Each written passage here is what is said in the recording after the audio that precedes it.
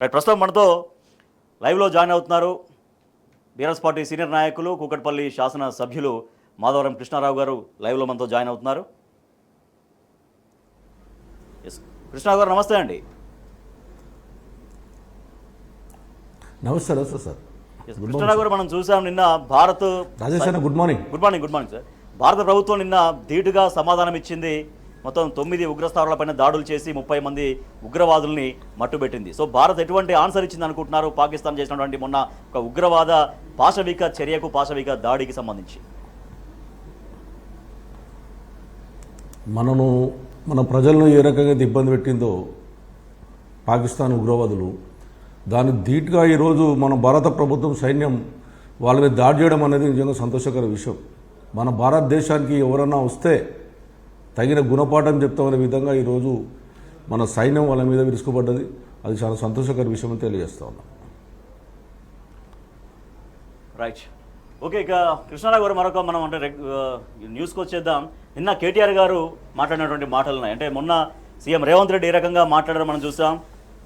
ఆర్థిక వ్యవస్థ గురించి మొత్తం దిగజారిపోయింది అంటూ, చేతులెత్తేసి దివాలా తీసేసింది అంటూ మాట్లాడినటువంటి మాటలు మొత్తం జాతీయ మీడియా కూడా సీఎం రేవంత్ రెడ్డి మాట్లాడినటువంటి మాటలని ఏకీపరుస్తుంది. దేశం ముందు ఆయన చేసినటువంటి వ్యాఖ్యలు తెలంగాణ ప్రతిష్టను ఎట్లా దిగజార్చినాయి. నిన్న కేటీఆర్ గారు మాట్లాడినటువంటి మాటలు చేత కాకపోతే దిగిపో అంటూ కూడా సూచించారు. స్ట్రైట్గా ముఖ్యమంత్రి సూచించారు కేటీఆర్ గారు. రాజేష్ గారు, నేను కూడా రాజకీయంలో ఒక 30 సంవత్సరాలు ఉన్నాను. నేను కూడా చాలామంది ముఖ్యమంత్రులను చూశాను. కాంగ్రెస్ పార్టీకి సంబంధించినటువంటి, టీడీపీకి సంబంధించినటువంటి వాళ్ళను.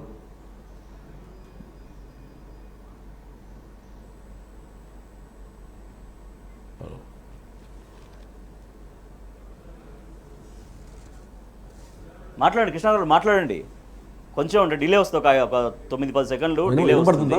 వినపడుతుంది, మీరు మాట్లాడండి. Okay okay, no problem. ఏదైతే నేను 30-35 ఏళ్ళ నుంచి రాజకీయంలో ఉన్నాను. ముఖ్యమంత్రులను చూశాను, ప్రభుత్వాలను చూశాను. అంటే ఇంత చండాలంగా మాట్లాడినటువంటి ముఖ్యమంత్రి నా జీవిత చరిత్రలో చూడలేదు.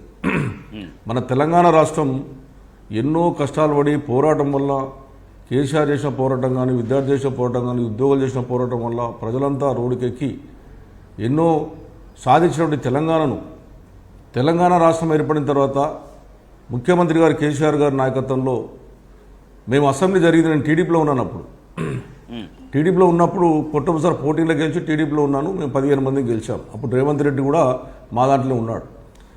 అక్కడ ప్రతిపక్ష నాయకుడు ఉన్నటువంటి జానారెడ్డి గారు, ఇక్కడ ముఖ్యమంత్రి ఉన్నటువంటి కేసీఆర్ ఒక మాట చెప్పారు, నేను 24 గంటల కరెంట్ ఇస్తా తెలంగాణ రాష్ట్రానికి, ఇంటింటికి నీళ్ళు ఇస్తా అంటే జానారెడ్డి గారు లేచి, మేము ఈట 24 గంటల కరెంటు మీరు ఇచ్చినట్టుంటే నీకు సలాం చెప్తానని చెప్పి అసెంబ్లీ సాక్ష్య ప్రకటించారు ఆ రోజున. అటువంటి టైంలో మేము కూడా ఆశ్చర్యపోయాము. ఈ ముఖ్యమంత్రి కేసీఆర్ గారు చెప్పారు, ఇస్తారా 24 గంటల కరెంటు? ఈ కాంగ్రెస్ పార్టీ 7 గంటలకే పరిమితం చేసినటువంటి 24 గంటలు ఏ రకంగా ఇస్తారు? కొత్త రాష్ట్రం ఉంది, కొత్తగా ముఖ్యమంత్రి అవుతాడు, ఏ రకంగా ఇస్తారని ఆశ్చర్యపోయాం. ఎంకసిరి చూస్తే 24 గంటల కరెంటు, ఇంటింటికి మంచినీళ్ళు, ఎంతో అభివృద్ధి కార్యక్రమంలో కేసీఆర్ నాయకులు తెలంగాణ రాష్ట్రంలో జరుగుతున్న అభివృద్ధిని చూసి ఆ రోజు మేము టీడీపీని వదిలి టీఆర్ఎస్ పార్టీలో జాయిన్ అయ్యాం. మరి ఇప్పుడు చూస్తూ ఉంటే 10 సంవత్సరాలు ఎన్నో అభివృద్ధి కార్యక్రమాలు, 4,17,000 కోట్ల రూపాయలు అప్పు చేసి 10 ఏళ్లలో టీఆర్ఎస్ ప్రభుత్వం చేస్తే, ఇప్పుడు వచ్చినటువంటి 16 నెలలనే కాంగ్రెస్ పార్టీ పరిపాలన 1,73,000 కోట్ల అప్పు చేసింది. ఆ రోజు ఆ 4,17,000 చేసిన దాంట్లో కూడా నిన్న కేటీఆర్ చెప్పినట్టు ఎన్నో నీళ్ళు, హైదరాబాద్ నగరంలో 36 బ్రిడ్జులు కట్టాం. ఎస్టీపీలు 3,600 కోట్ల రూపాయల ఎస్టీపీలు కట్టాం. అన్నిటికీ ఇంటింటికి మంచినీళ్ళు ఇచ్చాం. ఒక పాత రంగారెడ్డి జిల్లా నీళ్లు లేక అల్లాడిపోతూ ఉంటే 1,900 కోట్లు పెట్టేసి నా ఒక్క కాన్స్టిట్యూన్సీనే 9 రిజర్వ్ ట్యాంకులు కట్టి 383 కిలోమీటర్ పైప్ లైన్ వేశాం.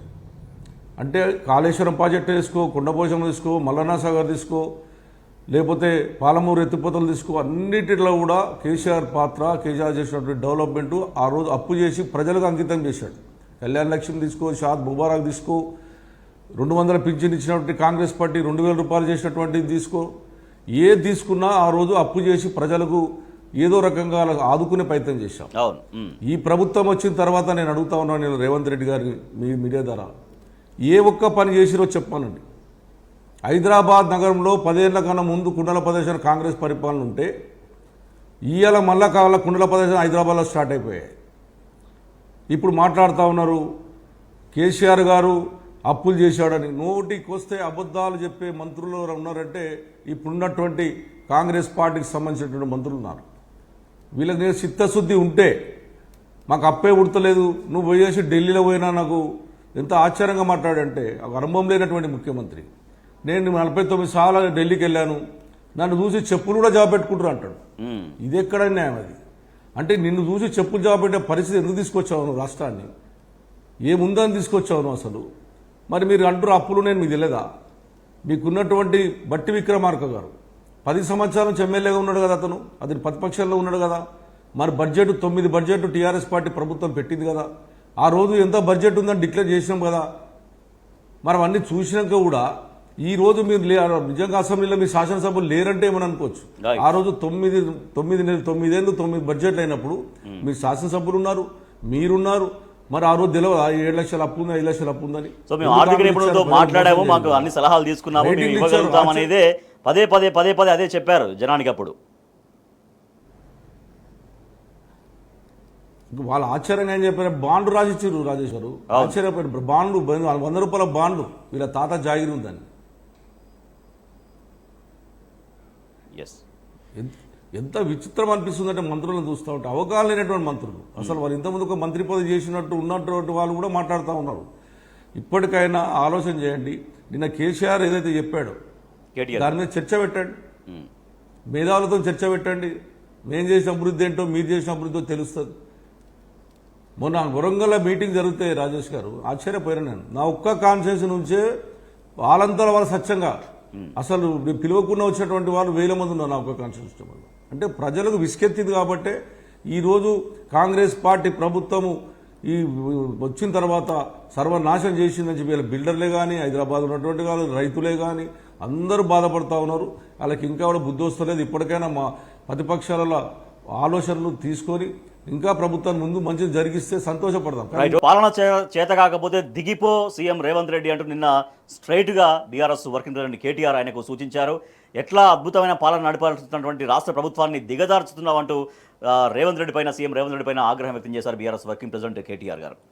రైట్, కృష్ణారావు గారు, అయితే పరిపాలన అనేది పూర్తిగా చేత కాకపోవడంతో ఈ రకంగా మాట్లాడుతున్నారనేది నిన్న కేటీఆర్ గారు మాట్లాడారు. దాంతోపాటుగా అంటే మీరు మీ నియోజకవర్గం మేడ్చల్ జిల్లాకు వస్తుంది కాబట్టి అంటే అధికార యంత్రాంగం కూడా ఎట్లా ఉంది? ఇప్పుడు ముఖ్యమంత్రి ఏమో పూర్తిగా పాలన అనేది వైఫల్యం అయిపోయింది, చేతులకు తీసినటువంటి చందన మనకు కనిపిస్తోంది. విశ్లేషకులు అదే చెప్తున్నారు.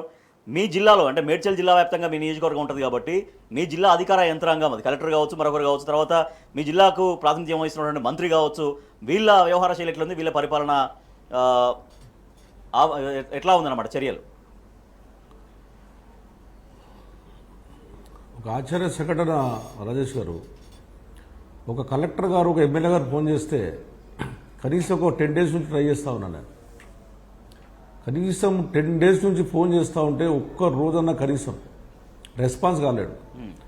నిన్న నేను మెసేజ్ పెట్టాను, సార్ మీరు నా ఫోన్ ఎత్తకుండా అని చెప్పండి, నేను ఫోన్ కొడితే మీరు రెస్పాన్స్ అయితే లేరు, నాకు ప్రజా సమస్యల మీద మాట్లాడేది ఉంది, మీరు కనీసం నాకు ఫోన్ చేయమని చెప్తే కనీసం రెస్పాన్స్ కాదు. వాళ్ళ డిపార్ట్మెంట్ కూడా వాళ్ళకి సంబంధించిన ఆఫీసులో రెస్పాన్స్ కాదు. ఇంకొకటి రాజేష్ గారు, కళ్యాణ లక్ష్మి షాద్ ముబారక్ అనేది మన ప్రభుత్వం ఉన్నప్పుడు నేను భోజనం పెట్టి వాళ్ళకు కళ్యాణ చెక్కులు ఇచ్చేవాడిని. ఈ ప్రభుత్వం వచ్చిన తర్వాత మండలాఫీస్ కార్డు ఇస్తాం సార్, మీరు ప్రతిపక్షంలో ఉన్నారంటే సరే 7వ తారీఖున కళ్యాణ లక్ష్మి ఇస్తే ఆడపిల్లలు మంచిగా ఉంటుంది. మా ముఖ్యమంత్రి గారు తెచ్చినటువంటి గొప్పతనము ఆ దేశంలో ఎక్కడ లేనటువంటి కళ్యాణ లక్ష్మి షాద్ ముబారక్ అనేటువంటి తెచ్చి ఈరోజు ఆడపిల్లలను ఆదుకున్నటువంటి ఉన్నది కాబట్టి ఏదనికైనా చెప్పి మండలాఫీస్ ఇస్తే నా పక్కకు ఉన్నటువంటి శాసనసభ్యుడు మన టీఆర్ఎస్ పార్టీకు పోయి వేరే పార్టీలో చేరినటువంటి వ్యక్తి ఆయనేమో ఇంట్లో ఇస్తాడు, నేనేమో మండలాఫీసులు ఇవ్వాలి. నేను కలెక్టర్గా అడిగా, సార్ ఒకటే మండల్ కుక్కట్పల్లి మండల్, ఒకటే మండల్లో నన్నేమో మండలాఫీస్ కాడ ఇవ్వమంటున్నారు, అతనేమో ఎమ్మెల్యే గారేమో ఇంట్లో ఇస్తా ఉన్నాడు. సరే నా ఇంట్లో ఇవ్వకున్నా సరే కనీసం ఎమ్మెల్యే క్యాంప్ ఆఫీస్ ఉంది ఆడు ఇద్దామని చెప్తే రెస్పాన్స్ కాడు కలెక్టర్ గారు. ఇక అధికారులు మున్సిపాలిటీ అధికారులు అయితే ఇంకా భయంకరం. మా దగ్గర ఒక చెరువు ఉంటుంది, సున్నం చెరువు అని, కామన్ చెరువు అని. చెరువులో పర్మిషన్ ఇచ్చారు ఈ టైంలో. ఇంత పెద్ద హైడ్రా అని చెప్పుకున్నటువంటి వాళ్ళు, హైడ్రా పేరేమి చెర్లను కాపాడతామని చెప్పినటువంటి వాళ్ళు, దానికి రోడే లేదు. రోడ్డు లేకుండా 5 బిల్డింగ్లు పర్మిషన్ ఇచ్చారు. నేను కంప్లైంట్ చేస్తే అప్పుడు హౌసింగ్ బోర్డు ఆఫీసర్లు ఇది రోడ్డు లేదు సార్ మా ల్యాండ్ అని డిక్లేర్ చేశారు. ఇప్పటి మీద దాని మీద యాక్షన్ లేదు. నేను హైడ్రా కమిషనర్ చెప్పాను, గవర్నమెంట్ రాశాను, ముఖ్యమంత్రికి రాశాను, రెవెన్యూ మినిస్టర్ రాశాను, ఒక్కరు పట్టించుకో. పొద్దుగాల లేస్తే ఏ బిల్డర్ దగ్గర డబ్బులు గుంజాలి, ఏ బిల్డర్ దగ్గర డబ్బులు తినాలన్నటువంటి ఆలోచన తప్ప ఈ ప్రభుత్వానికి ఇంకా వేరే ఆలోచన లేదు. నాకు భయం అవుతుంది రాజేష్ గారు, ఎందుకంటే హైదరాబాద్ నగర వాసుని నేను, వేరే ఊరు లేదు నాకు, హైదరాబాదే మాది. హైదరాబాద్ బాగుండాలని ఎన్నోసార్లు కోరుకున్నటువంటి వ్యక్తులం. ఇప్పుడిప్పుడే ఈ 10 ఏళ్లలో బ్రహ్మాండమైన డెవలప్మెంట్ అవుతున్న కేటీఆర్ నాయకత్వంలో డెవలప్ అయింది హైదరాబాదు.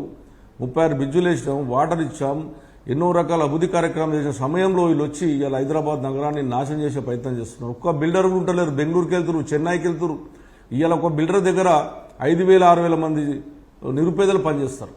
సుమారుగా ఇలా టాప్ 10 ఉన్నటువంటి బిల్డర్లు ఒక్కళ్ళు బయటికి వెళ్ళిపోయారు. చిన్న చిన్న బిల్డర్లు అయితే బాధపడతా ఉన్నారు. ఇలా ఉసుకి అమ్ముకుంటాడు బాధపడతా ఉన్నాడు. నీళ్లు లేకనేమో ఆడపిల్లలు బాధపడతా ఉన్నారు. మన బతుకమ్మ చీరలు ఇస్తే బతుకమ్మలు ఆడనేయలేరు మొన్న. అదేవిధంగా మన రంజాన్ పండుగ వస్తే రంజాన్ కూడా కనీసం బట్టలు ఇవ్వలేదు. కైసలో పండుగ వస్తే కైసలో బట్టలు ఇవ్వలేదు. ఏం చేసిరని చెప్పి 1,70,000 కోట్ల అప్పు చేసామని చెప్తుర్రో వాళ్ళు ఒకసారి ఆలోచన చేసుకోవాలి. ప్రజలు గమనిస్తూ ఉన్నారు వీళ్ళ గురించి. ఒక్క పై చేయకుండా అన్ని అబద్ధాలు. 4 మంత్రులు వస్తారు, తక్కువ కేటీఆర్ మాట్లాడినా వాళ్ళ టీఆర్ఎస్ పార్టీ నుంచి మాట్లాడి వస్తే 4 వచ్చి అన్ని అబద్ధాలు చెప్పి వెళ్ళిపోతారు. కాబట్టి వాళ్ళు చేసినటువంటి దుర్మార్గం ప్రజలు గమనిస్తున్నారు.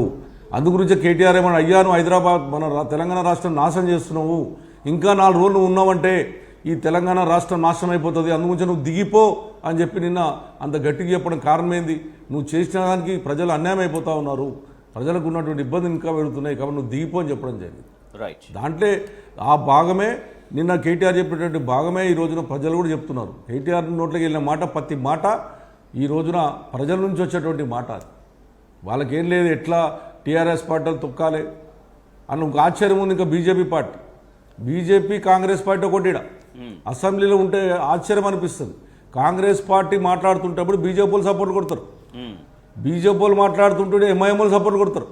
ఇగో ఇది మన దుర్మార్గం, ఇది ఆశ్చర్యమైన విషయం. ఇలా ప్రతిపక్ష గట్టి ఉండేప్పటికనే ఇన్ని కూడా ఇంకా ఫైట్ చేస్తూ ఉన్నాం. ఖచ్చితంగా ప్రజల పక్షాన్ని నిలబడతాం.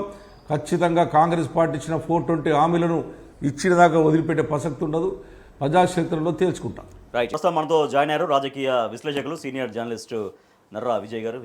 గుడ్ మార్నింగ్ అండి. విజయ్ గారు, ముందు ఒకసారి కృష్ణారావు గారితో మాట్లాడిన తర్వాత మళ్ళీ మీకు సబ్జెక్ట్తో మాట్లాడదాం. కృష్ణారావు గారు, సో రాష్ట్ర ప్రభుత్వానికి ఆదాయం లేదు, నన్ను కోసినా చంపినా 18,000 కోట్ల కంటే పైసలు రావట్లేవు, ఇది సీఎం రేవంత్ రెడ్డి పదే మాట్లాడుతున్నటువంటి మాటలు. సో నిన్న అదే మాట్లాడారు. సో దేశవ్యాప్తంగా కూడా చర్చ జరిగింది. ఆయన ఒక హాల్లోనో ఒక హైదరాబాద్లో మాట్లాడిన మాటలు కాదు అయినప్పటికీ కూడా అది ఇవాళ రేపు ఉన్నటువంటి మీడియాలో మొత్తం దేశవ్యాప్తంగా ఉంటుంది.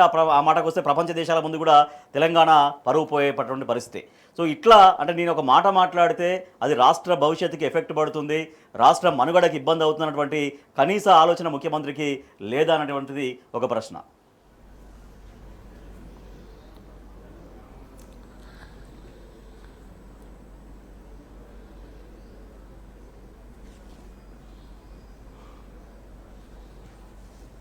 రావట్లేదా? వినబడుతుందండి కృష్ణారావు గారు? వస్తుంది, వినబడుతుంది. మాట్లాడండి. హలో. ఇప్పుడు ఏం లేదు, 9 సంవత్సరాలు కేసీఆర్ గారు మొట్టమొదటిసారి ముఖ్యమంత్రి అయ్యారు. తెలంగాణ రాష్ట్రం ఏర్పడంగానే మరి ఆ రోజు ఉన్నటువంటి పరిస్థితి, కాంగ్రెస్ పార్టీ వదిలిపెట్టేటువంటి అప్పులు మరి అవన్నున్నా కూడా 9 ఏళ్లలో ఎప్పుడన్నా కేసీఆర్ బయటకు వచ్చి నా తెలంగాణ రాష్ట్రం బాగుందని చెప్పాడు తప్ప తెలంగాణ రాష్ట్రంలో అప్పులో కూలుకోపోయింది, ఈ తెలంగాణ రాష్ట్రం నాశనం అయిపోయింది అని ఎప్పుడన్నా అన్నాడా? ఎందుకంటే ఎన్ని అప్పులున్నా, ఎన్ని బాధలున్నా, కన్నీరు పెట్టినా కూడా, బయట రాష్ట్రాలు ఇబ్బందులు పెట్టినా, కేంద్ర ప్రభుత్వం 10 రూపాయలు ఇవ్వకున్నా, మనం బీజేపీ పరిపాలిస్తున్న రాష్ట్రాలకు కోట్ల రూపాయలు ఇచ్చి 1 రూపాయి మనకి ఇవ్వకున్నా కూడా మనం ఎక్కడ బాధపడలేదు. ఎందుకంటే మన రాష్ట్రంలో జరుగుతున్న అభివృద్ధి మన మధ్యనే ఉండాలి, క్యాబినెట్ లైన్లో చర్చలు జరగాలి. ఇది బయటికి వెళ్తే ఎవరికన్నా మన రాష్ట్రం గురించి చెడ్డ పేరు వస్తుందని చెప్పి 9 సంవత్సరాలు పరిపాలించి సంవత్సరానికి 40,000 కోట్లు అప్పు చేసిండు రాజేష్ గారు. 4,17,000 కోట్ల రూపాయలే మనం ఈ 9 నెలల్లో చేసింది. ఇతను వచ్చిన తర్వాత 1,73,000 14 నెలల్లో చేశాడు. ఎంత ఆ రోజు మనం కట్టినటువంటి మీ అందరూ రాజు గారు ప్రతి పని కూడా మనం ప్రజలకే చేశాం. అందుంచే ప్రజలు బ్రహ్మాండంగా మనను 2 సార్లు గెలిపించారు. 3ఓసారి గెలిపేకపోవడం కారణం ఏంది? వీళ్ళు చేసిన అబద్ధాలు, నోటికొచ్చిన మాటలు, ఇష్టం వచ్చినట్టు హామీలు ఇవ్వడం వల్ల చేశారు. నేను అడుగుతా ఉన్నాను ఈ రోజున రేవంత్ రెడ్డి గారిని, మార్నింగ్ లేచి తీసుకుపోయి ఢిల్లీకి 49 సార్లు వెళ్ళావు. ఎందుకు వెళ్ళావు 49 సార్లు? నీకు ఏం సాధించి ఒక రూపాయి ఏమైనా కేంద్ర ప్రభుత్వం తెచ్చావా? ఒక్క రోజన్నా పార్లమెంట్లో మీ శాసనసభ్యులు తెలంగాణకు అన్యాయం జరిగిందని చెప్పి మీ పార్లమెంట్ సభ్యులు ఎప్పుడన్నా మాట్లాడారా? ఢిల్లీలోనేమో చోటబాయ్ బడాబాయ్ ఒకటి, వీడికి వచ్చి మళ్ళీ ఉల్టా మాట్లాడుకుంటారు. ఎట్టి వల్ల టీఆర్ఎస్ పార్టీ మీద దాడి చేయాలని తప్ప మీకు ప్రజల మీద మంచి ప్రేమ చేసి ప్రజలు కాపాడుకోవాలని ఆలోచన లేదు. ఇలా అప్పు పడుతలేదంటే నువ్వే చెప్పినావు. ఆడికి పోతే ఢిల్లీకి పోతే చెప్పులు జాబ్ పెట్టుకుంటారు అంటే మనకు అప్పిస్తారా రాజేష్ గారు? ఎవరన్నా మా రాష్ట్రం ధనకర రాష్ట్రం అంటేనే 10 రూపాయలు అప్పిస్తారు. ఛాన్సెస్ ఉంటాయి. ఏమి లేదు, జీరో ఉంది. ఒకసారి ఏమంటాడు, లంకల బిందెలు అంటాడు. లంకల బిందెలు ఆయనకు వచ్చినా అంటాడు ఒకసారి. ఇలా ఆయన కట్టిన పోలీస్ కంట్రోల్ రూమ్ ఎవరు కట్టిర్రు? ఆయన పొద్దున మార్నింగ్ కూర్చున్నటువంటి సీఎం గారు కూర్చున్న పోలీస్ కంట్రోల్ రూమ్ ఓల్ది కేసీఆర్ కట్టిందే కదా.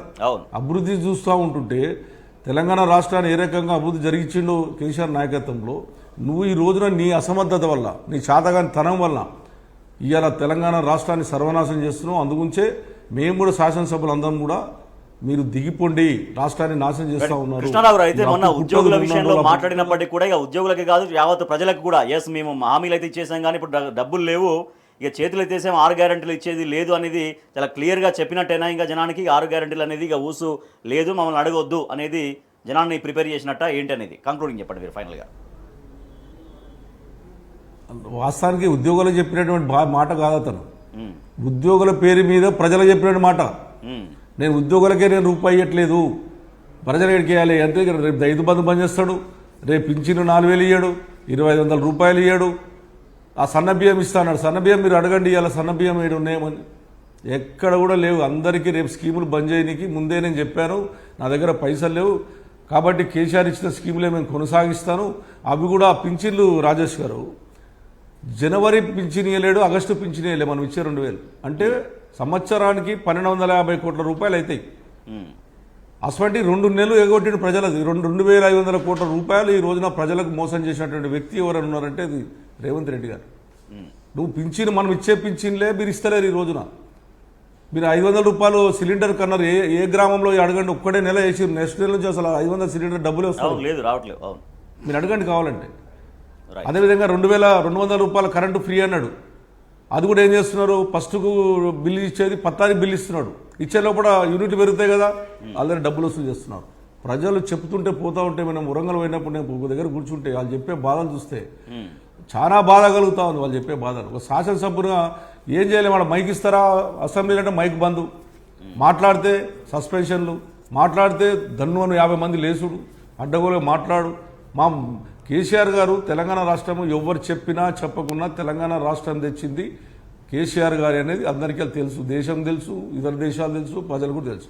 అతను పట్టుకొని 72 ఏళ్ళ పెద్ద ఆయన పట్టుకొని నువ్వు అన్ననే చంపేస్తా, నీ నాన్నే గోరిగడతా అంటే ఎంత బాధ కలుగుతుంది రాజేష్ గారు? ఓ తెలంగాణ బిడ్డగా తెలంగాణ రాష్ట్రం తెచ్చినటువంటి వ్యక్తిని నువ్వు చచ్చిపోమంటే ఎంత బాధ కలుగుతుంది? అంత బాధ నీకు ఎందుకు, అంత కోపం ఎందుకు? ఆయన మనిషిని ఎవరు అట్లా ప్రజాస్వామ్యంలో నువ్వు మంచి పని చేస్తా కోరుకోవద్దు కూడా కోరుకుంటారా? అది కూడా ఆయన చూస్తే కాలు మొక్కాలనిపిస్తుంది మాకు. అటువంటి వ్యక్తిని పట్టుకొని నువ్వు చనిపో అంటే ఉడికిపోతుంది రక్తం. ఆలోచన చేస్తూ ఉంటే అసలు మాటలు మాట్లాడుతూ ఉంటే ఎవరన్నా ముఖ్యమంత్రి స్థాయి ఉన్న వాళ్ళని చనిపోమంటారా చెప్పండి? అవును. ఎవరన్నా ఏదైనా మన శత్రువు ఏదైనా ఆపద వచ్చిన వాళ్ళు బతకాల మంచిగుంటుంది అనిపిస్తుంది. అటువంటిది ఎన్నిసార్లు, ఒకసారా 2 సార్లు? ఇంకా అలా కొడుకు అటువంటి వ్యాఖ్యలు ఎవరు వెల్కమ్ చేసి స్వాగతించరు, చాలా తీవ్రంగానే ఆగ్రహం వ్యక్తం చేస్తారు. అటువంటి వ్యాఖ్యలు ఎవరు కూడా సాధించారు కదా కృష్ణారావు గారు జనరల్గా. ఒక్కసారి అంటే రాజేష్ గారు 10 సార్లు మాట్లాడేది. నిష్టంగా మాడతావు, మెడల్ పేగులు వేసుకుంటా అంటావు, బట్టలు పిల్లో ప్రవహిస్తా అంటావు, ఉద్యోగాలు తిడతావు, విలేకరులు ఏదైనా ఇస్తే విలేకరులను ఒకటేపిస్తావు. అంటే నీ చేతిలో రాజ్యం ఉందండి. ఇది నాకు అనిపిస్తుంది ఏంటంటే నా చిన్నతనంలో మా తాత చెప్తుండే, రజాకార్ల సమయంలో ఉన్నప్పుడు చెప్తాను, సేమ్ రజాకార్లు ఏ రకంగా చేస్తారో ఆ రకంగా చేస్తారో అనిపిస్తుంది నాకైతే. రైట్, వాస్తవం చెప్పాలి. రజాకాల పరిపాలన వస్తుంది. మా అమ్మమ్మ మా నాయనమ్మ చెప్తుండే ఎట్లా కూర్చోబెట్టి అయిందిరా అప్పుడు అట్లా అయిందిరా ఎట్లా చేసిర్రామనంటే అంటుండే బాధపడేవాళ్ళం. ఇప్పుడు చూస్తే సేమ్ అదే కనబడుతుంది మళ్ళీ. Right right yes thank you so much Madhavaram Krishnarao గారు, మీరు లైవ్లో జాయిన్ అయినందుకు thank you so much. So ఆయన చెప్తున్నారు ఇది పూర్తిగా ప్రజల్ని మోసం చేసే ప్రభుత్వంగా, మొన్న ఉద్యోగులకు చెప్పినటువంటి కారణంగా కాకుండా అది మొత్తం ప్రజలకే చెప్పినట్టుగా చెప్తున్నారు. 6 గ్యారెంటీలు ఏవైతే అమలు చేస్తామని చెప్పారో పూర్తిగా వాటి నుంచి విస్మరించారు, వాటిని ఆ హామీల నుంచి పక్కకు తొలిగారు. సో అదే ప్రజలకు చెప్పారంటూ చెప్తున్నారు మాధవరం కృష్ణారావు గారు. థ్యాంక్ యూ సో మచ్ అండి మీరు లైవ్లో జాయిన్ అయినందుకు. ఎస్ నర విజయ్ గారు, మనం చూద్దాం ఉగ్రవాదుల స్థావరాలని భారత సైన్యం నిన్న మట్టుబెట్టింది. పాక్ ఉగ్ర స్థావరాలపైన భారత సైన్యం మెరుపు దాడులు చేసింది. సో ఇది మొన్న జరిగినటువంటి పహల్గాం ఉగ్రదాడికి ఒక విచక్షణ రహితంగా పాశవికంగా జరిగినటువంటి దాడికి ఎంతవరకు ఒక రిటార్ట్గా మనం చూడాలి? కొంతవరకు అది ముందేంది పాకిస్తాన్కు సంబంధించినటువంటి దేశమే ఈ టెర్రరిస్టులను ప్రోత్సహిస్తుంది అనేది అర్థమైనటువంటి నేపథ్యంలో ఒక అటాక్ చేసినట్టు ఆపరేషన్ సింధూర్ పేరుతో పీఓకేలో ఉన్నటువంటి టెర్రరిస్టు స్థావరాల మీద అటాక్ చేశారు. ఇంకా ఆ దేశంలోకి పోయి మనం చేయాలి, మన దేశం నుంచే ఆ భూభాగంలో ఉన్నటువంటి టార్గెటెడ్గా ఎక్కడెక్కడైతే వాళ్ళు ఉన్నారో గుర్తించి వచ్చిన సమాచారం మేరకు నైట్ చేసినటువంటిది కనిపిస్తున్నది. ఇది ఒక రకమైన అటాక్ బాగానే ఉంది. దాంతోపాటు ఇప్పుడు అసలు టెర్రరిస్టులు ఇక్కడ మనల్ని చంపిపోయినటువంటి టెర్రరిస్టులని పట్టుకొని దేశం ముందు నిలబెట్టి వాళ్ళకి శిక్ష చేయాల్సినటువంటి బాధ్యత కూడా ఉంది. ఇది ఒక రకం, ఇదేమో రాజకీయ యుద్ధం కావచ్చు, రాజకీయ యుద్ధంగా రకరకాల దౌత్యపరమైన, ఇది ఫిజికల్గా దాడులు చేస్తున్నటువంటి వాళ్ళ శిబిరాలను, టెర్రరిస్ట్ శిబిరాలను దాడి చేయడం, వాళ్ళని అంతం చేయడం స్వాగతించాల్సినటువంటి అంశమే. ఇది దేశ ఐక్యతకు ఇదే స్పిరిట్ కొనసాగించి పీఓకేని స్వాధీనం చేసుకోండి. మనం ప్రపంచవ్యాప్తంగా చూస్తున్నాము, ఇజ్రాయెల్ గాజా స్ట్రిప్ని మొత్తం స్వాధీనం చేసుకుంటుంది 2 నెలలు, ఇప్పటికే సగం చేసుకుంది, ఇంకా మిగతా 50 కిలోమీటర్లు మొత్తం చేసుకుంటుంది అనేది జరుగుతుంది ప్రపంచవ్యాప్తంగా ఇప్పుడు జరుగుతున్న పరిణామాల్లో. మరి అదేవిధంగా పీఓకేని వీళ్ళు ఉన్నటువంటి ప్రభుత్వం అసలు మెయిన్ ఎజెండా కూడా అది ఉన్నది ఇప్పుడు ఉన్నటువంటి ప్రభుత్వానికి. ఆ ఎజెండాని కంప్లీట్ చేయండి. ఇజ్రాయెల్ లాంటి దేశము, చిన్న దేశము గాజా స్ట్రిప్ని ఆక్యుపేషన్ చేసుకుంటున్నాడు. ఇది పీఓకే అనేది మనది, భారత భూభాగంలో పాటు అంత పాకిస్తాన్ ఆక్యుపేషన్ చేసుకున్నటువంటిది. ఈ సమయంలో అదే కొనసాగింపుగా చేసి పీఓకేని స్వాధీనం చేసుకోవాల్సినటువంటి బాధ్యత కేంద్ర ప్రభుత్వం మీద ఉన్నది. అదే స్థాయిలో పహల్గాంలో చంపినటువంటి ఉగ్రవాదులను ఇంతవరకు పట్టుకోలే. వాళ్ళు ఎక్కడ వారిపోయారు ఏంటి, వాళ్ళని పట్టుకొని దేశం ముందు నిలబెట్టి అందరి ముందు శిక్షిస్తే 140 కోట్ల ప్రజలకు మంచి కాన్ఫిడెన్స్ ఇచ్చినట్టుంటుంది. కేంద్ర ప్రభుత్వం మీద మరింత నమ్మకం, కాన్ఫిడెన్స్, దేశాన్ని రక్షిస్తున్నారు అనే ఒక భరోసా, హాయిగా నిద్రపోవచ్చు భారతదేశంలో, మా భారత్ని ప్రభుత్వం రక్షిస్తుందనే ఒక గట్టి నమ్మకం ఇవ్వాల్సినటువంటి బాధ్యత కేంద్ర ప్రభుత్వం మీద ఉన్నది. ఇప్పుడు చేసినటువంటి దాడిని స్వాగతం తీస్తూనే ఈ టెర్రరిస్టులను కూడా పట్టుకోవాల్సినటువంటి కీలకమైనటువంటి బాధ్యత ప్రస్తుతం ఉన్న ప్రభుత్వానికి ఉన్నది. ఆపరేషన్ సింధూర్ నిన్న అర్ధరాత్రి దాటిన తర్వాత మొన్న పహల్గాంలో పాకిస్తాన్ ఉగ్రవాదులు భారత టూరిస్టుల్ని అమానవీయంగా విచక్షణ రహితంగా కాల్చి ఒక 26 మందిని పొట్టన పెట్టుకున్న దానికి ప్రతీకారంగా నిన్న భారత సైన్యం అర్ధరాత్రి దాటిన తర్వాత పాకిస్తాన్ ఆక్రమిత కాశ్మీర్లో ఉన్నటువంటి 9 ప్రాంతాలని లక్ష్యంగా చేసుకొని వాళ్ళపైన దాడులు చేసింది. చాలా ఖచ్చితమైన సమాచారం తెలుసుకొని ఏ ఉగ్రవాద సంస్థకు సంబంధించినటువంటి ఉగ్రవాదులు ఎక్కడ తలదాచుకున్నారో తెలుసుకొని ఆ స్థావరాలకు సంబంధించినటువంటి ఖచ్చిత ఇన్ఫర్మేషన్ తెలుసుకొని నిన్న అర్ధరాత్రి దాటిన తర్వాత భారత సైన్యం దాడులకు పాల్పడింది. సో దీంతో ఒక 35 పైగా ఉగ్రవాదులు ఆ దాడుల్లో మరణించినట్టుగా భారత సైన్యం ప్రకటించింది. భారత సైన్యం చేసినటువంటి ఈ చర్య పట్ల ప్రతి ఒక్కరు కూడా వెల్కమ్ చెప్తున్నారు. సో అందరూ భారత్ మాతాకి జై అంటూ కూడా వాళ్ళ యొక్క భావాల్ని పంచుకుంటున్నారు ట్వీట్ల ద్వారా. ఎస్ విజయ్ గారు, సో ఇది అంటే ఇప్పట్లో కొనసాగే అవకాశం కనిపిస్తుంది డెఫినెట్గా. సో పాకిస్తాన్ కూడా చెప్తుంది మేము కూడా మళ్ళీ భారత్కు సమాధానం ఇస్తామనేది. So at the same time ఇవాళ భారత్ ఎంత అప్రమత్తంగా ఉంది. దాంతోపాటుగా అనేక చోట్ల మాక్ డ్రిల్స్ కూడా నడుస్తున్నాయి. ఒకవేళ యుద్ధం జరిగి ఒక భారీ స్థాయిలో జరిగితే దాంట్లో ఎట్లా ఎదుర్కోవాలి అనే దానిపైన మాక్ డ్రిల్స్ కూడా జరుగుతున్నాయి. దాంట్లో భాగంగా ఇవాళ హైదరాబాద్లో 4 చోట్ల కూడా మాక్ డ్రిల్ కండక్ట్ చేయబోతున్నారు. అంటే ఆపరేషన్ సింధూర్కు ముందు ఒక వారం రోజుల నుంచి ఒక యుద్ధ వాతావరణము భారతదేశంలో ఏర్పాటైంది. ప్రధానమంత్రి గారు సమీక్షలు చేయడం, మిలిటరీ వాళ్ళు పాల్గొనడం, అజిత్ దోవలు సమీక్షలు ఒక్కొక్కటి ఏం చేస్తారు. అదే స్థాయిలో పాకిస్తాన్ కూడా ఎక్స్పెక్ట్ చేసింది. పాకిస్తాన్ విత్ ఇన్ వాళ్ళ ఎక్స్పెక్టేషన్ ఇంకా 2 రోజుల ముందే 36 నుంచి 48 గంటల్లో ప్రధానమంత్రి సమావేశం అయిన తర్వాత 36 నుంచి 48 గంటల్లోనే మా దేశం మీద దాడి చేసే అవకాశం ఉందని చెప్పి వాళ్ళు కూడా కొన్ని జాగ్రత్తలు తీసుకుంది. పాకిస్తాన్ కూడా ఈ ఆపరేషన్ చేస్తారనో లేదా యుద్ధమే చేస్తారని వాళ్ళ ఎక్స్పెక్టేషన్, దాడులు చేస్తారనే ఒక ఎక్స్పెక్టేషన్ తోటి వాళ్ళకు సంబంధించినటువంటి నేను అనుకుంటే పీఓకేలో ఉన్నటువంటి ఉగ్ర శిబిరాలు కీలకమైనటువంటి ఉగ్ర శిబిరాలు ఇప్పుడు దగ్ధమైనయా నాశనమైనయా లేదు. ఇంకా ఈరోజు 10 గంటలకు 11 ప్రెస్ కాన్ఫరెన్స్ ఉన్న మీడియా బ్రీఫింగ్ ఉంది మిలిటరీకి సంబంధించినటువంటిది. అప్పుడు మరిన్ని వివరాలు చెప్పే అవకాశం ఉంటుంది.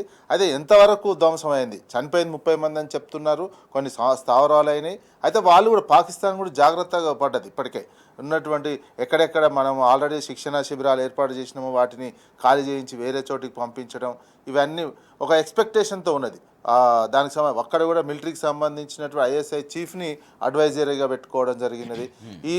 ఇక్కడ భారతదేశం యుద్ధ సన్నద్ధత ఏ రకమైనటువంటి చేసిందో ఆ యుద్ధాన్ని ఎదుర్కోవడానికి ఏ క్షణమైన దాడి చేస్తుంది భారత్ అనే దాంతో వాళ్ళు సన్నద్ధమైనది. ఈలోపు మనం ఈరోజు ఇంకా పాకిస్తాన్ కూడా మళ్ళీ యుద్ధం చేసే అవకాశాలు ఉంటే దాడులు చేసే అవకాశం ఉంటుంది, భారతదేశంలో ఎక్కడైనా ఏదైనా జరగవచ్చు అనే దాంతో ప్రజలను అప్రమత్తం చేస్తుంది. ఈరోజు అంతటా మాక్ డ్రిల్ ఏర్పాటు చేసి ప్రజలకు ముఖ్యంగా జమ్మూ కాశ్మీర్ అదేవిధంగా మన అనేక హైదరాబాద్ లాంటి చోట్ల కూడా మిలిటరీ ఉన్నటువంటి చోట ఇటువంటి చోట ప్రజలకు రక్షణగా ఏం చేయాలి అటాక్ వచ్చినటువంటి సందర్భంలో అనేది ఒక సన్నద్ధత. ఇవి కూడా మన 1971 యుద్ధం వచ్చి చైనా యుద్ధము, పాకిస్తాన్తో యుద్ధము, బంగ్లాదేశ్తో జరిగినటువంటి యుద్ధ సమయంలో మాత్రం ఇట్లాంటి మాక్ డ్రిల్స్ చేయడం జరిగింది. అదే సంప్రదాయం కొనసాగునట్టు కనిపిస్తుంది. అంటే దాదాపు యుద్ధం అంచున మన భారతదేశం ఇప్పుడు ఉన్నది. ప్రభుత్వం తీసుకునేటువంటి నిర్ణయం ఈరోజు మళ్ళీ క్యాబినెట్ మీటింగ్ కూడా ఉన్నది, సెంట్రల్ క్యాబినెట్. మనం యుద్ధం అంచుల దాదాపుగా ఉన్నాము. ఇప్పుడు చేసినటువంటిది ఆపరేషన్ సింధూర్ పేరుతో చేసినటువంటిది భారత భూభాగం నుంచే మనం చేసినటువంటి దాడులకు సంబంధించి అది తీవ్రవాదుల శిబిరాలే. మనం పాకిస్తాన్కు సంబంధించిన మిలిటరీ మీద కానీ, పాకిస్తాన్ పౌరుల మీద కానీ, పాకిస్తాన్కు సంబంధించినటువంటి దాని మీద చేయలేదని మిలిటరీ చెప్తున్నటువంటిది. ఇది ఈరోజు ఆపరేషన్ సింధూరు నెక్స్ట్ ఏ రూపం తెచ్చుకుంటుందో, పాకిస్తాన్తో యుద్ధం వైపు పోతుందా, మొత్తం తీవ్రవాద శిబిరాలను పీఓకేలో ఉన్న తీవ్రవాద శిబిరాలే కావచ్చు, అదేవిధంగా పాకిస్తాన్లో కూడా తీవ్రవాద లష్కరే తోయిబా లాంటి చీఫ్ కమాండర్ అక్కడ రక్షణ కల్పిస్తుంది మిలిటరీ, పాకిస్తాన్ మిలిటరీ రక్షణ కల్పిస్తున్నటువంటి ఇటువంటి వాళ్ళందరినీ ఏరేసే ప్రక్రియ ఈ ఆపరేషన్ సింధూర్ నుంచి నెక్స్ట్ లెవెల్కి వెళ్తామా లేదా అనేది టైం బట్టి కాలాన్ని బట్టి ఈరోజు జరుగుతున్న క్యాబినెట్ నిర్ణయం, ప్రపంచవ్యాప్తంగా వస్తున్నటువంటి మద్దతు, ప్రపంచవ్యాప్తంగా తీవ్రవాదాన్ని అణచివేయాలనేది అన్ని దేశాలు సపోర్ట్ చేస్తున్నాయి. భారతదేశానికి చాలా కీలకంగా అనేక మద్దతు తెలుపుతున్నాయి. పాకిస్తాన్కి ఎక్కడ సపోర్ట్ రావట్లేదు. పాకిస్తాన్కి సంబంధించి దాదాపుగా దౌత్య రంగంలో కావచ్చు, రాజకీయంగా ఒంటరైనటువంటిది. మరోవైపు పాకిస్తాన్ అంతర్గతంగా బలూచిస్తాన్ ప్రాంతంలో తిరుగుబాటు మొదలైంది. అక్కడ సైన్యాన్ని బలూచిస్తాన్ తిరుగుబాటుదారులే అక్కడ పాకిస్తాన్ సైన్యాన్ని తరిమి కొట్టడం, ఒక్కొక్క క్వెట్టా నగరాన్ని ఆక్రమించుకోవడం కూడా బలూచిస్తాన్కి సంబంధించినటువంటి తిరుగుబాటుదారులు చేయడం జరిగింది. ఇదే కొనసాగించి భారత ప్రభుత్వం ఇప్పుడు చేయాల్సింది ఒకవైపు ఇట్లా ఫిజికల్గా యుద్ధం చేస్తూనే రాజకీయంగా అంతర్జాతీయంగా ఒంటరి చేస్తూ పాకిస్తాన్ని చీల్చే ప్రయత్నం చేయాల్సినటువంటి బాధ్యత కూడా ఉన్నది. గత కొంతకాలం నుంచి అనేక ప్రభుత్వాలు చేస్తూ వస్తున్నటువంటి దాన్ని కొనసాగించి పాకిస్తాన్ని కనుక నిర్వీర్యం చేయగలిగినట్లయితే మనకు మరింత పాకిస్తాన్ అనేది మనతో పోల్చుకుంటే వాళ్ళ యుద్ధంలో ఎప్పుడు గెలవలేదు. ఇప్పుడు జరిగినటువంటి యుద్ధాల్లో ప్లస్ అది చిన్న దేశము, అది ఓన్లీ టెర్రరిస్ట్, అది మొత్తం ఒక అల్లరి మూకలు టెర్రరిస్ట్ మూకలతో ఉన్నటువంటి పహల్గామ్లో జరిగినటువంటి ఉగ్రదాడి నేపథ్యంలో 26 మంది అమాయకులు ప్రాణాలు కోల్పోయారు. టూరిస్టులు అక్కడ ఒక మంచి వాతావరణాన్ని ఆస్వాదించే వాళ్ళు అప్పటిదాకా వాళ్ళతో ఉన్న కుటుంబ సభ్యులు వెంటనే విగత జీవులుగా మారిపోయినటువంటి రోజులు మొత్తం మనం చూసాం. సో ఇప్పుడు ఇవాళ నిన్న జరిగినటువంటి అర్ధరాత్రి జరిగిన దాడుల్లో దాదాపుగా 10ల సంఖ్యలో, ఇంకా అంటే పూర్తి నెంబర్ రావాలి యాక్చువల్గా, సో 10ల సంఖ్యలో ఉగ్రవాదులు అయితే చనిపోయారు, మట్టుబెట్టింది భారత సైన్యం అని చెప్తున్నారు. సరే, ఇమీడియట్ రియాక్షన్ అందరూ వెల్కమ్ చేశారు, ఓకే ఫైన్, బాగానే ఉంది. కానీ మీరు అన్నట్టుగా కమింగ్ డేస్లో ఈ ఉద్రిక్తతల నేపథ్యంలో భారత పౌరులు ఇబ్బంది పడకుండా చూడాల్సినటువంటి ఆ రకమైనటువంటి చర్యలు, ఆ రకమైనటువంటి విధానాలని కూడా భారత్ ఏ రకంగా పాటించాల్సినటువంటి సున్నితమైన, ఎందుకంటే మనది ఒక పెద్ద కంట్రీ, 140 కోట్ల జనాభా ఉన్నది. ప్రపంచంలోనే ఆర్థికంగా క్రమంగా మనం మెరుగవుతున్నది. మన శ్రమశక్తి కావచ్చు, ప్రజలు కష్టపడుతున్నటువంటి తత్వం, మనకున్న వనరులు, మనం పెద్ద దేశం యుద్ధం చేస్తే అది చిల్లర దేశం, అది చిల్లర టెర్రరిస్టు గిలిక జాలు పెట్టుకునేటువంటి దాన్ని చాలా చిన్న స్థాయిలో చూస్తూనే టెర్రరిస్ట్ కంట్రీ లాగా ముద్ర ప్రపంచం ముందు నిలబెట్టాలి. అదేవిధంగా ఆ దేశాన్ని చీల్చే అవకాశం ఉంటే ఆ దేశాన్ని ముక్కలు చేయాలి. ఈ టెర్రరిస్టుకు సంబంధించి అదే స్థాయిలో మన భారత పౌరులకు రక్షణ కావాలి, భారత పౌరులు చనిపోకుండా చూసుకోవాల్సినటువంటిది, భారత పౌరులకు సంబంధించిన ఆస్తులు, మిలిటరీకి సంబంధించినటువంటి ఆస్తులు అన్నీ కాపాడుకోవాల్సినటువంటి. అందుకని మనకు అంత శక్తి ఉంది. మనకు ఆల్రెడీ భారతదేశానికి ఉన్న శక్తిలో అసలు దేనికి పనికిరాదు పాకిస్తాన్ అనేది.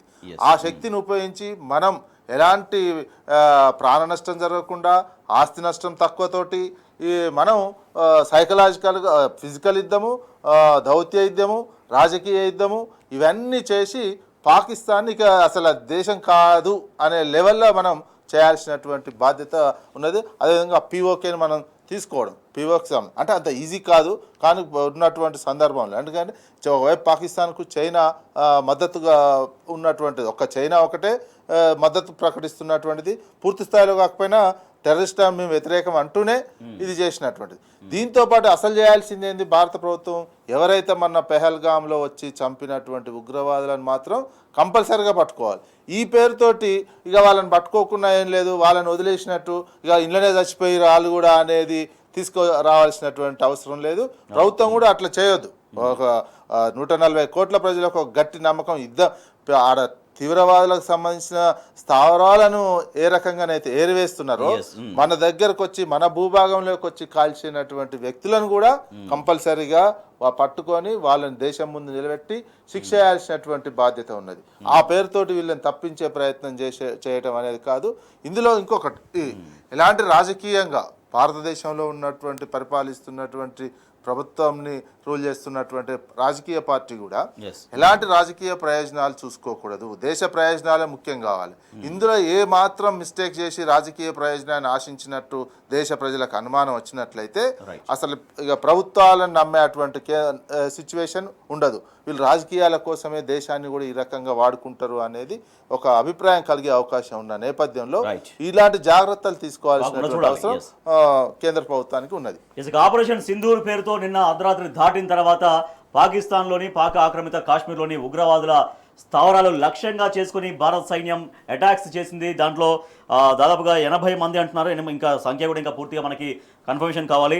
ఆపరేషన్ సింధూర్లో 80 మంది టెర్రరిస్టులు హతమయ్యారని చెప్తున్నారు. ఆపరేషన్ జరిగిన ఉగ్రవాదుల ప్రాంతాలు కూడా ఒకసారి చూద్దాం.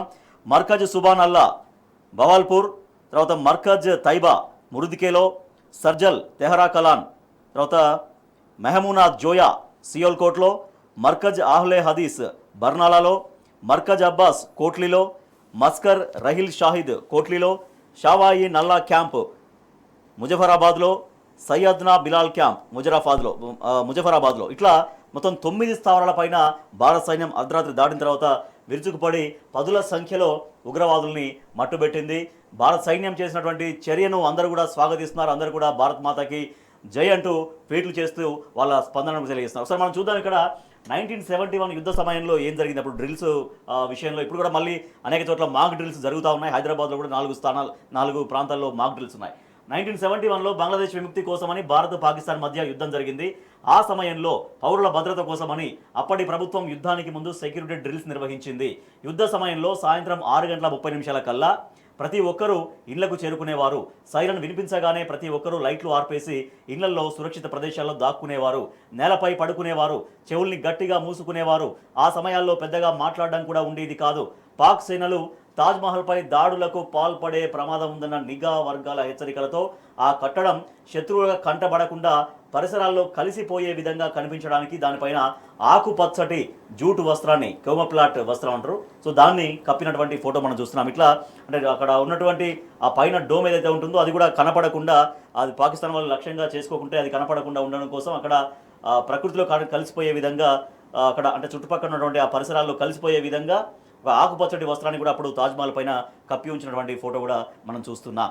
సో ఇట్లా భారత సైన్యం చేసినటువంటి ఈ చర్యని మొత్తం దేశవ్యాప్తంగా అందరూ కూడా స్వాగతిస్తూ ఉన్నారు. అసలు పాలన చేత కాకుండా దిగిపో అంటూ సీఎం రేవంత్ రెడ్డికి నిన్న సూచించారు బీఆర్ఎస్ వర్కింగ్ ప్రెసిడెంట్ కేటీఆర్. మొన్న సీఎం రేవంత్ రెడ్డి చేసినటువంటి వ్యాఖ్యల నేపథ్యంలో విజయ్ గారు, సో దిగిపో అంటూ సూచించారు కేటీఆర్ గారు సీఎం రేవంత్ రెడ్డికి. అటువంటి పరిస్థితి కనపడుతుందా? అటువంటి పరిస్థితి కనిపిస్తుంది. ముఖ్యంగా ముఖ్యమంత్రి తెలంగాణ ముఖ్యమంత్రా కాదా అనే అనుమానం అయితే నాకు వస్తుంది. అసలు ఈ ముఖ్యమంత్రి తెలంగాణ ముఖ్యమంత్రేనా? ఒక్కొక్కటి ఎందుకంటే తెలంగాణ గురించి ఎక్కడైనా ఒక తన ఇంటి గురించి తన గురించి గొప్పగా చెప్పుకోవాల్సినటువంటి అవసరం ఉన్నది. ముఖ్యమంత్రి మరీ గొప్పగా చెప్పుకోవాలి. మీరు దివాలా తీసింది మొత్తం నన్ను కోసుక తింటారా, కూర వండుకొని తింటారా ఓ ముఖ్యమంత్రి అనేటువంటి మాటల అలా అంటే రాష్ట్రం ఏమవుతుంది?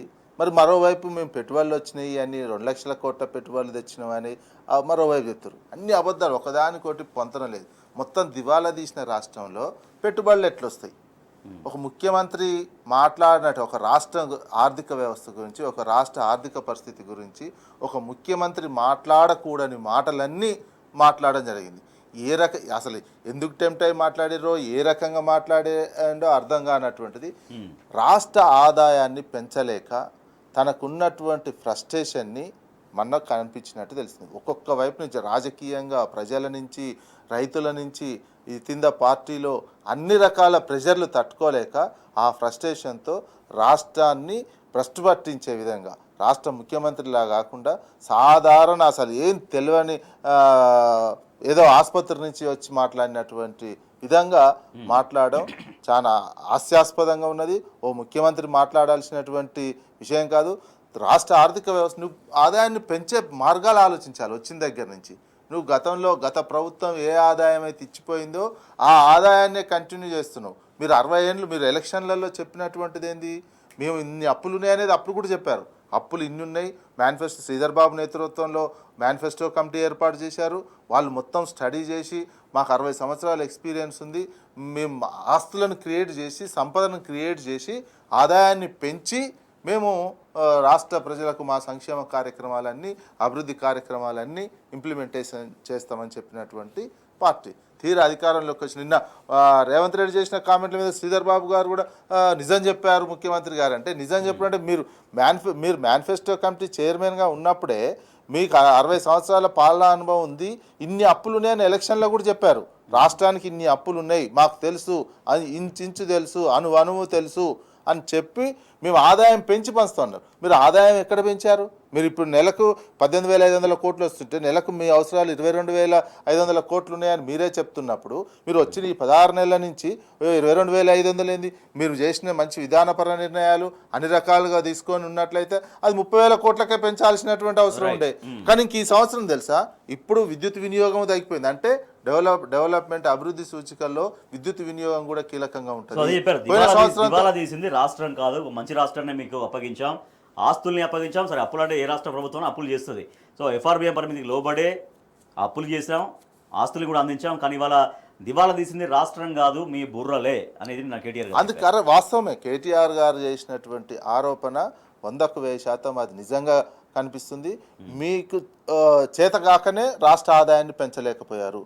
మీకు సరైన విజన్ లేక, సరైన ఆదాయాన్ని పెంచే మార్గాలు అన్వేషించలేక, ప్రజలను పీడించినటువంటి విధానం కనిపించే ఆదాయం తగ్గిపోయింది. రియల్ ఎస్టేట్ పడిపోయారు. మన ప్రధానమైన వనరులు రాష్ట్రానికి ఉన్నటువంటి real estate, registration, stamps and registration, GST ద్వారా వచ్చేటువంటి అన్ని ఆదాయాలు పడిపోయినటువంటిది. గత సంవత్సరంతో పోలిస్తే పడిపోయినాయి. మరి పడిపోవడానికి రీజన్ ఏంది? ప్రభుత్వం దానికి అనుకూలమైనటువంటి వాతావరణం క్రియేట్ చేస్తే మీకు ఆదాయం పెరుగుతుంది. దానికి డిఫరెంట్గా అనుకూల వాతావరణం కాకుండా వీడికి వచ్చినోన్నే కొట్టేటట్టు, వచ్చినోన్ని భయపడే విధంగా, ఏంటి కొనుగోలు శక్తి పడిపోయే విధంగా రియల్ ఎస్టేట్లో చేసిన తర్వాత ఆదాయం పెరగమంటే ఎక్కడ పెరుగుతుంది? ఢిల్లీకి పోయే తెలంగాణ అస్తిత్వానికి సంబంధించినటువంటి ఇజ్జత్ తీసినటువంటి ముఖ్యమంత్రి కూడా రేవంత్ రెడ్డి. దాదాపు ఈరోజు 44 సార్లు ఒక మాట మాట్లాడినా కూడా అది అక్కడికే పరిమితం కాదు. మొత్తం ఉన్నటువంటి మీడియా నేపథ్యంలో మొత్తం దేశవ్యాప్తంగా చర్చ జరుగుతుంది. మరి ఇట్లా ఈ రకంగా మాట్లాడితే రాష్ట్రం పరువు పోతుంది అనేటువంటి కనీస ఆలోచన, కనీస అవగాహన ముఖ్యమంత్రి దగ్గర ఉండాలి కదా అన్నటువంటి ముఖ్యమంత్రి రియాక్షన్స్ వస్తూ ఉన్నాయి. ఈ ముఖ్యమంత్రికి తెలంగాణ మీద ప్రేమ కానీ ఇక్కడే స్పష్టత వస్తుంది. తెలంగాణ మీద ప్రేమ లేని వ్యక్తి ముఖ్యమంత్రి అయ్యారు. తెలంగాణ అస్తిత్వం మీద కొట్లాడి ఉన్నటువంటి వ్యక్తికి అయితేనేమో తెలంగాణ అస్తిత్వాన్ని ఎలా కాపాడుకోవాలి ఏంటి అనేది ఒక ఆలోచన ఉంటుంది. ఊకనే వచ్చింది ఉత్త తిట్లతోటి అటు ఇటు అంటే నాకు అధికారం వచ్చింది, తెలంగాణ ఉద్యమంలో తెలంగాణ ఉద్యమకారుల మీదనే తుపాకి పట్టుకొని పోయినటువంటి వ్యక్తి, తెలంగాణ సోయి లేని వ్యక్తి, తెలంగాణకు సంబంధించినటువంటి ప్రేమ లేని వ్యక్తి ముఖ్యమంత్రిగా ఉన్నటువంటి నేపథ్యంలో ఇంతకంటే ఎక్కువ ఇంకేముంటుంది? ఆయనకి తెలంగాణ మీద ప్రేమ లేదు. ఎంతసేపు మళ్ళీ చంద్రబాబు నాయుడు చెప్పినట్టే ఇంటున్నటువంటి సిచ్యువేషన్ కనిపిస్తుంది. అందుకనే తెలంగాణ మీద ప్రేమ లేని వ్యక్తి ఉంటే తెలంగాణ అస్తిత్వాన్ని ఢిల్లీలో ఇజ్జతెట్టదిస్తారు. దేశవ్యాప్తంగా అంతకుముందు ఇట్లా ఉన్నదండి. తెలంగాణ వచ్చిన 10 ఏళ్ల నుంచి తెలంగాణ గొప్పగా నిలబడ్డది. మీరు ఆదాయం కూడా పెరిగింది, ఇంకా మరింత పెంచాల్సినట్టు మీరు బడ్జెట్ మరి 2.5 దాదాపు 3 లక్షల కోట్ల బడ్జెట్ పెట్టిన దగ్గరికి వచ్చేదాకా పెట్టారు కదా బడ్జెట్, మన బడ్జెట్లో. మరి ఆదాయాన్ని మరింత పెంచాలి. దానికి సంబంధించిన పెంచే ఆలోచనలు చేయకుండా తిట్టుకుంటూ ఉంటూ రాష్ట్రాన్ని దివాలా తీసిందని మీరే చెప్తే ఇక ఇంకా అప్పులు ఏడబుడతాయి. మరి 44 సార్లు పోయి ఢిల్లీకి పోయినటువంటి పరువు తీస్తానికే పోయినట్టు కదా. ఈ రోజుతో 44 సార్లు పోయి ఢిల్లీలో పరువు తీసి చెప్పుల దొంగ అనిపించుకోవడము, తెలంగాణ ఇజ్జత్ తీసినట్టే 44 సార్లు పోయి పూర్తి ఇజ్జత్ తీసి అపాయింట్మెంట్ దొరుకుతలేదు అనిపించుకునే కాడికి వచ్చారు. తెలంగాణ పరువు మొత్తం దేశం ముందు, ఆ మాటకు వస్తే ప్రపంచ దేశాల ముందు కూడా తెలంగాణ పరువు తీసేశాడు సీఎం రేవంత్ రెడ్డి అంటూ తీవ్రంగా ఆగ్రహం వ్యక్తం చేశారు బీఆర్ఎస్ వర్కింగ్ ప్రెసిడెంట్ కేటీఆర్. ఒక మంచి రాష్ట్రాన్ని అన్ని రకాలుగా అభివృద్ధి చేసి చేతికి అందిస్తే మొత్తం రాష్ట్రాన్ని ఇంత దారుణంగా తీసి మొత్తం దేశం ముందు రాష్ట్ర పరువు తీసే విధంగా ముఖ్యమంత్రి రేవంత్ రెడ్డి మాట్లాడుతున్నారని, దివాలా తీసింది రాష్ట్రం కాదు కాంగ్రెస్ నేతల బుర్రలు, మీ బుర్రలు అంటూ చేత కాకపోతే దిగిపో అంటూ సీఎం రేవంత్ రెడ్డికి సూచించారు బీఆర్ఎస్ వర్కింగ్ ప్రెసిడెంట్ కేటీఆర్ నిన్న మాట్లాడినటువంటి విలేకరుల సమావేశంలో. Thank you so much Narra Vijay గారు. అలాగే చర్చలో ముందుగా పాల్గొన్నటువంటి కూకట్పల్లి ఎమ్మెల్యే మాధవరం కృష్ణారావు గారికి కూడా ధన్యవాదాలు. ఇది వాటి వార్తలు వాస్తవాలు. చూస్తూనే ఉండండి టీ న్యూస్.